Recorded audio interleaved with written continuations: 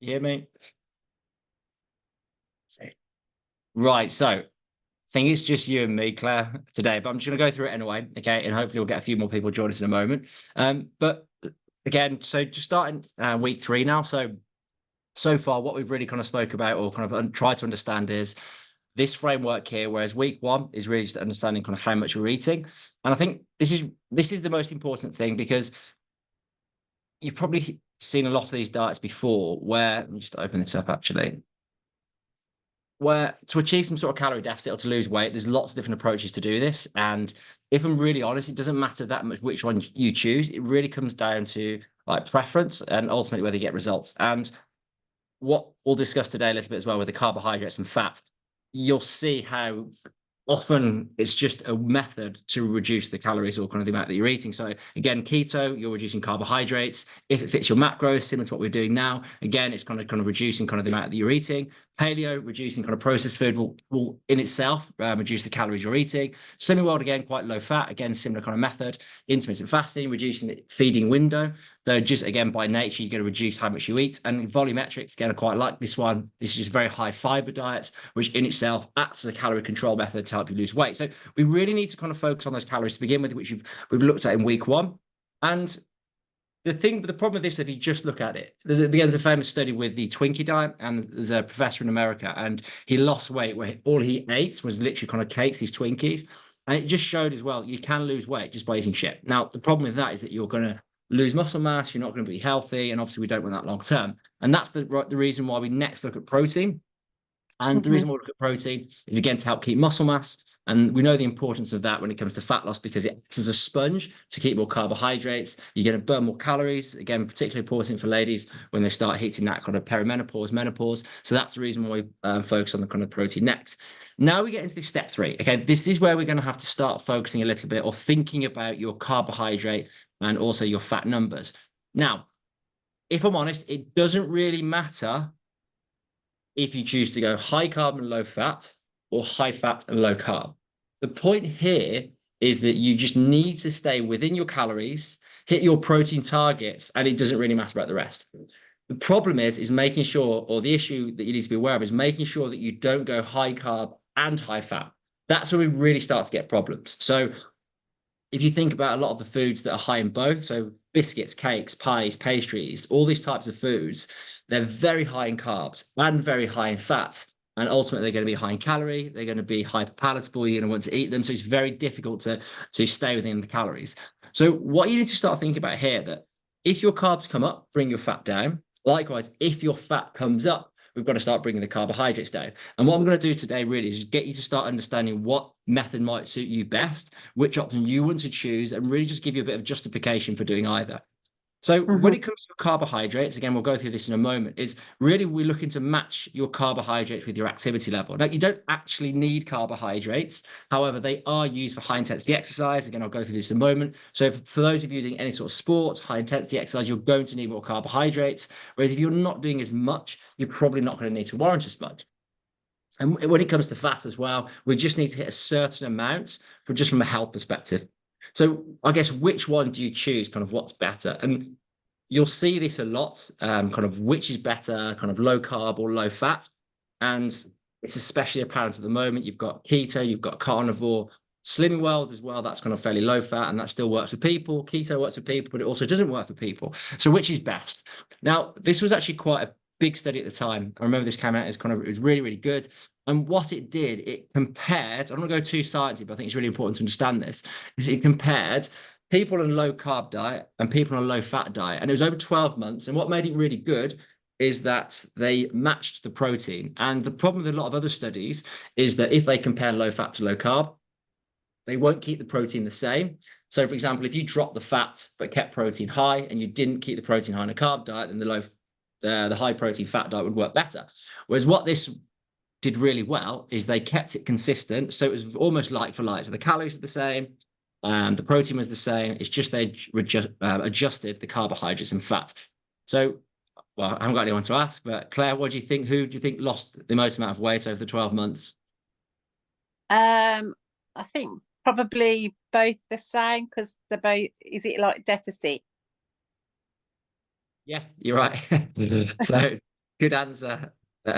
Thumbs up. So this was actually really quite pivotal as well. This is when this came out, and what we saw is that it was almost identical for both the carbohydrates and fat group. So we lost about kind of like 5 to 6 kilos on both. The carbohydrates was a bit more, but it just wasn't significant. So point here is it doesn't really matter. Now, what was also really, really interesting with this, well, I found it interesting, is that BMI, body fat percentage, waist circumference, blood pressure, and more interestingly, like insulin and also glucose levels both dropped for both groups. So, and this is also with the higher carb group as well. So it really kind of brings home the point as well, like by losing body fat, okay, by improving your diet, whether it's lower carb or lower fat, you can still improve glucose levels, insulin, you can get healthier, you can lose a lot of weight. So it just really kind of shows that it doesn't matter that much which approach you choose. Just out of interest, Claire, what do you prefer? Do you prefer low carb, low fat? Do you like both, or do you like high Uh, carb and high fat? I think um, I think I prefer higher fat and lower carbs only because if I know I'm having lower carbs, I think I find it easier to manage. It doesn't get out of control as much. If that makes No, it does. sense. I think you're right. Yeah. Like nice cheese and a bit of butter in your veg or whatever, but you can't have a piece of bread with a nice bit of butter. I think this is it. I think with carbohydrates, it's quite easy to control. It's very easy to be like, right, I can reduce the carbohydrates. Whereas with fats, you can find it a lot of different places. And it's because it's quite calorific, it can sometimes be quite difficult too. But I think it's being mindful of both. I think that's what's really key. And if we can understand kind of portion control, again, it'll lead to better results. But I think the other thing with this, though, as well, is that because they had really good results, both groups did. I think what was key here, though, they really did emphasize high protein and staying within the calories. So these are two. This is the reason why, as well, throughout this program, throughout the stuff we do anyway, is we focus on calories and protein when it comes to fat loss. But the other thing as well is they really did reduce like added sugar, okay, and reduce the glycemic load. So the glycemic load basically like how much sugar you're going to get per 100 grams of like a certain carbohydrate. So if we can reduce like the sugary types foods, increase fiber as well, keep protein high, that is the key, whatever you do. Okay, so whether you go low carb, low fat, the point is keep your protein high, keep your fiber high, okay, and try not to add too much added sugar to the diet. So that's what we need to look at. Now, I just want to quickly go through actual quantities of what we need. So I won't spend much time on this because it doesn't, we don't need concerns about it too much, but I just want you to show you that activity really dictates how many carbohydrates you're going to have. So for people who do just like powerlifting, so 1 or 2 reps, for people who aren't doing much exercise at all, we're looking for around about 1 gram per kilo of target body weight per day. So if you're trying to get to about, say, 60, 70 kilos, for example, times that by 1, that'll be like your minimum, so 60, 70 grams, or times it by 3, which would be like 210 grams. You can stick anywhere between this number. And this is fairly typical probably for a lot of the girls and the ladies that are in this group now. If you start doing a lot of, say, like HIIT training, CrossFit, running, endurance-based work, triathlon, this is where you're really going to have to start bumping up your carb numbers. Because again, like when I do the VO2 max testing, we measure the carbohydrate usage, and you can see as heart rate increases, you use more carbs. So for those who can come into the sessions here, when you're doing your finishes, the heart rate's getting really high, we're going to need some sort of carbohydrates for those sessions, purely because you have to push a bit harder. So try and think that use your carbs for activity, whereas if you're not doing as much activity, you don't warrant as much. Did you have any questions about that, Claire? Or Yeah, because I think like carbs is the thing that like scares me the most. Like the protein I can manage, and the fats some sort of, but yeah, carbs are the thing that scares. But knowing to have them before doing things like spin or coming to class, have a banana or something, I don't. Then yeah, that makes sense to push that bit more. yeah, I think it's where people get confused as well is that imagine that your carbohydrate storage, imagine that you've just got tankers throughout the body. Okay, so you've got your liver, you've got your muscle. The more muscle you've got, this is where you store your carbohydrates. So providing we don't go above the limit of carbohydrates, it doesn't really matter. So if you're going very low carb, but you've still got this massive gap left to have more carbohydrates, which is not going to store as body fat. So even though if you spike insulin, I can go through that if people want to talk about it. If you spike insulin, even though you can't, you've still got that, you're not going to store any excess fat because you're still got room to put the carbohydrates into this tanker. And Okay. So is yeah, that so like like asked before about when you start an exercise, like, and you're just like knackered, and it's just like, and then all you get into it, is that to do with burning your carbs, or? Yeah. So funnily, actually, so that session that I just did then for the High Rocks group is that it's very high intensity because I'm going on holiday in about 4 weeks' time. I've gone quite low carb and I was terrible today. And because I hadn't filled up my tankers, I didn't have much blood glucose. I was just very poor at the long, high intensity efforts. So this is the problem with drop carbs too low. You're just not going to have that, say, like top end speed. Now, it doesn't mean you have to like push loads of carbs just before, because even if you've got some in the tank, you can still access them. It's not like you have to have a banana before. You just need to have your tanks kind of like half or quarter full so you can draw from that. It's just when you start going very low carb, you're not going to hit those same intensities. Okay. But my advice is just stick to the targets that I give you and just go Yeah. off feel. And normally Yeah. that's a good base. Right then. Okay. So again, I don't go too much into this, but with the carbohydrates, the idea for it is that it gives us energy. Now, you can break down protein into glucose, which will give you kind of like energy for the brain as well, but it's just a bit slower. So you just look at easy form of energy. Now, there's different types. Okay, so you've got high GI, which give you that quick release. So jam, honey, fruit juice are these ones on the right hand side here. Whereas kind of your lower GI, glycemic index, like higher, typically higher fiber, they'll just kind of raise blood sugar levels more slowly. You won't have that kind of like spikes and crashes in terms of energy, and they will tend to keep you full for longer. So when it comes to choosing our carbohydrate sources, we really want to try and get the majority of our carbs from these, okay, the ones on the left, whereas we don't want to have too many of the ones on the right. Now, it's not to say that we can't have them. It's just, again, think of that tanker. Provided we're not going above our total calories, we're not going to really go above our, fill up our tankers of carbohydrates, and it's not going to store as body fat. So it's okay to have malt low flapjacks, granola, provided we're not eating excess. I guess there is a caveat to this. I'm not saying we should all run to that. If you're pre-diabetic, okay, if you've kind of you've got diabetes, obviously we need to monitor that.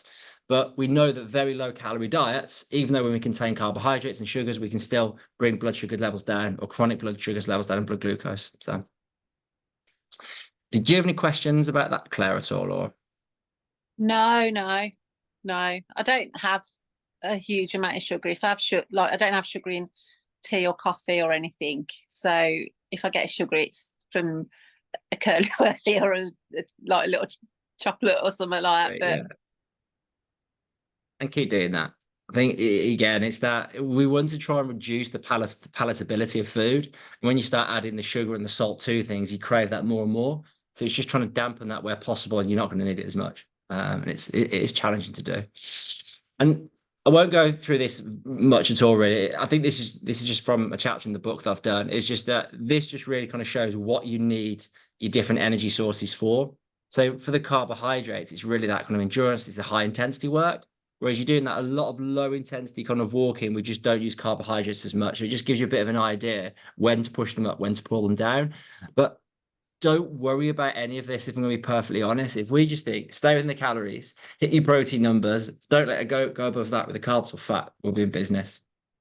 Because it can get a bit too, you can get yourself tied up in knots trying to figure out exactly how many carbs you need per day. And I wouldn't worry. Do you have any questions just about carbohydrates in general, Claire, that you can think of? no, I think it's just things like you hear, oh, sweet potatoes better than normal potato, brown rice better than white rice. And it's just those sorts of things, really. Like, because to me, a spud's a spud. And of yeah, sweet potatoes, unfortunately, it's one of those things that just sits in the fridge for a bit too long, and because no one else will eat it in the house, it's only me. But like, is there any truth? Does it really matter if it's white rice or brown rice? Or Yeah, there's always nuance to it. And I think this is the problem. And so it's all to do with kind of the spike in blood sugar levels. That's what people are really kind of picking up on at the moment, especially with the CGMs or the continuous blood glucose monitors. Now, things like sweet potato, brown rice, they're going to be higher fiber. They're going to have lower GI, so they have a slower blood sugar rise. Now, the thing with carbohydrates, you rarely eat them by themselves. So this is the reason why we have balanced meals. So by adding fiber and fat to a meal, that will change the glycemic response. So if you had white potato, but you add vegetables in there and a fatty cut of meat, you wouldn't really get that spike in insulin or as bigger as big as one. Whereas if you had white potatoes by itself, you would see that big spike in blood sugar and insulin, and that's where we see it's a bit of a problem. But again, when it comes to insulin, I don't want to go too sciencey here. So when you eat carbohydrates, or even this is the other thing as well, protein is insulinogenic. So if you have whey protein, you'll get a spike in blood sugar and insulin. So it's not just carbohydrates themselves. This is why I've got to be careful about just thinking insulin is the devil. I think I've got a slide about this actually. So do some. Here we go. So I'm going down a rabbit hole now, Claire. It's your fault. So with the insulin as well, is that insulin's not continuously released. So what happens is that when you eat carbohydrates, you produce insulin to kind of to clear the blood sugar out your system, and then what it'll do is just shuttle it into the liver and to the muscle. And if you've got space, it'll go into there. If you haven't got space, it's going to convert it to fat. Okay, so the point is, don't eat too many calories or carbohydrates, and then it won't store it as fat. Where were we leading with? Oh yeah, so if you have a meal with carbohydrates in them, so you've had rice, white rice, sweet potato, whatever it might be, providing kind of the blood sugar levels kind of come back down to normal afterwards, it's not going to be a problem. If you're someone who eats sugar all the time and you have consistently increases in these kind of spikes in blood sugar levels, in insulin responses, that's when it can start leading to issues like pre-diabetes, diabetes, and cardiovascular and metabolic diseases. So have you ever had a blood test done where you've looked at HbA1c, Claire, or? Is that to do, what is that, your blood? Long-term blood glucose. So that's what they do over 3 months. And this is a really good marker to see kind of one of the markers of how healthy you are in terms of kind of blood sugar levels. And if it's kind of below 42, we know we're okay. And that is the reason why, really, as long as that's kind of fairly low, you shouldn't have to worry too much about the GI of food. So I've gone on a massive tangent here, haven't I? I've waffled a bit. I think it's interesting because I was because I go down rabbit holes, and in an article about berberine as a supplement for women who experience PCSO, and how sort of they can be insulin resistant, as they call it, and things. But then there's also how it can be sort of support menopause as well. But that's sort of insulin and spikes and things like that. So yeah, so no, I've gone down a rabbit hole with that. And I think we've got to be careful not always just look at the mechanism. So this is the problem again with it's easy to say, right, because if we increase, because insulin stops fatty acids being released, it means we're not going to lose any body fat. So we think, oh, insulin's the devil. But again, it's over those kind of short periods of time. So I've got a photo of it somewhere. I thought I did. So you'll have this spike in insulin, but then it just drops down like 10, 15 minutes later. So then you can go back to using fatty acids. So it's only really a problem if it's chronically elevated or if you have a problem getting rid of blood sugar. And it's the same with like fat as well. What people go, okay, so I'll have a high fat diet. But dietary fatty acids are more easily converted to body fat compared to glucose. So if you go over your calories from fat, you can store that as body fat as well. So you're not going to use body fat if you've got loads of if you eat lots of fat and go with your calories anyway. So it's not like you should go just by going low carb and you go high fat. That's just going to be just as much of a problem. We just need to kind of not have too much sugar and also not have too much fat. So it's staying within your calories and not eating to excess. Yeah. But when we go back to this point about I think this was the insulin. No. When we looked at that study actually as well, it's just that if we can focus more on high fiber foods, that'll keep you full or also help with blood sugar levels as well. So it's just kind of choosing those carbohydrates where possible, but don't look at the foods by themselves. So like white rice, if you add a bit of fat, if you add a bit of fiber, it's going to change the composition of the meal. Okay. Yeah. And it's the same for like brown rice as well. It's not nice and it's just not tasty. So you might as well just make the whole meal kind of more balanced and you'll be fine with that. I haven't got to have a bowl of all bran. No. And it's a confusing topic. And I think it'd be good to have, other people's perspective on this. But it's challenging. But I just think if you're providing you staying with the calories, you're hitting your fiber targets, we're not eating too much sugar, you'll be fine. Right then. Okay, so just moving on to fat. So again, with fat, you'll see a difference here is that it is kind of more calorific than carbohydrates and protein. Okay, so there's 9 calories per gram compared to the 4 calories of the other two. So it's quite easy to overconsume. And that's kind of one of the problems with fat, that even though, say, some of these diets like carnivore, keto, they'll push kind of higher fat diets, you still got to be careful. The amount of people that come in here who do keto and still not losing weight, purely because they're having too many calories. So they're having things like butter in their coffees, they're having eggs, avocado, and salmon. I've used that example before, I think, but it's still easy to overconsume fat. So the point is kind of just measure it out.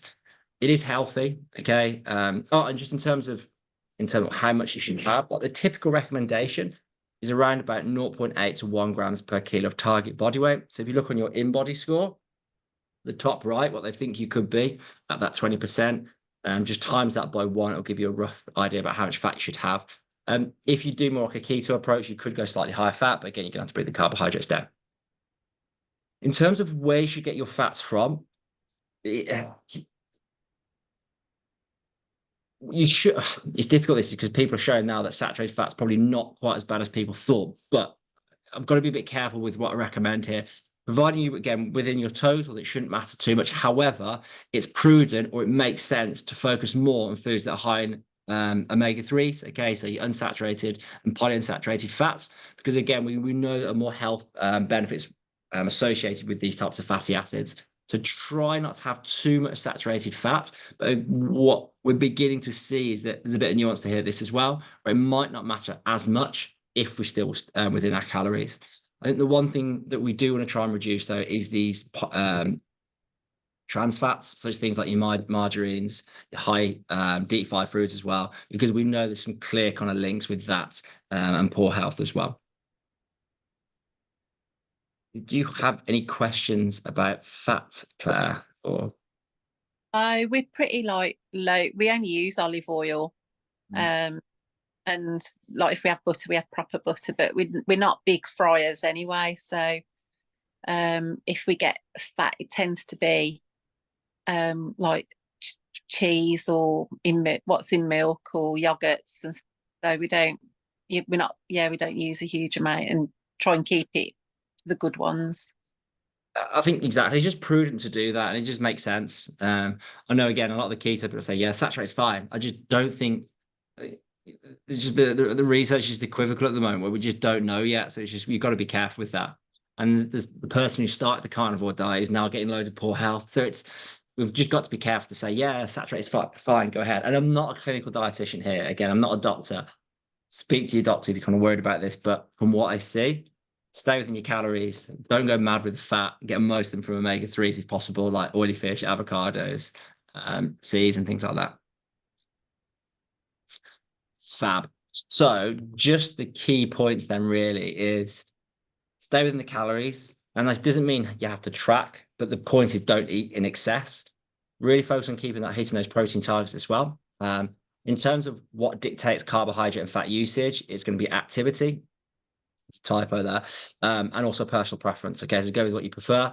Don't add any additional sugar. Okay, so we know that can cause some problems, and also really kind of focus on keeping fiber nice and high. So next week we will look at fiber if that's one of your habits that we choose. But yeah, I think if we can focus on those 5 things, that should be the takeaway for the last 3 weeks when it comes to all your macronutrients. Cool. Any questions? No.